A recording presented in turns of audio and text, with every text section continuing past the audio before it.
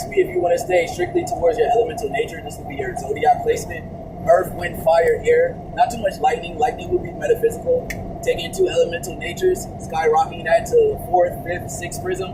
So meta elevated human consciousness. So now we're talking about shifting into another timeline, i.e. time travel. Now going from the future to the past would be difficult for us as stadiotic individuals, stadiotic within nature. So 3D, this would be mass. Can't really push towards a 5D, 4D, possibly. But this would be evolution of AI constructed with the human perception, if that makes sense. So combining the human physics with the AI nature, this will help us scale towards 4D, which we could probably unlock future time traveling. Now going into the past would be difficult because that's more deconstructing light. Now we can deconstruct light, but that's more of like if you scalpel it. You know, I'm talking about decoding light more on a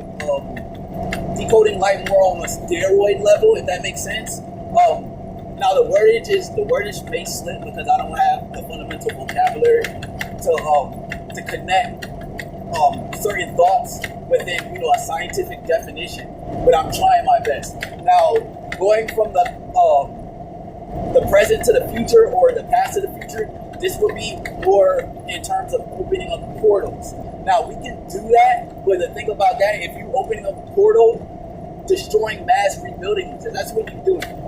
All that energy can never be destroyed or I think destroyed or created, which is true, but mass can be destroyed and reconstructed within. It's like clay, we can play with mass the way we want to. So this would be a way to take the third relatable frequency from our perceptions, skyrocketing that to the fourth. This would be including AI. I hope this makes sense, because my mind cycles a lot.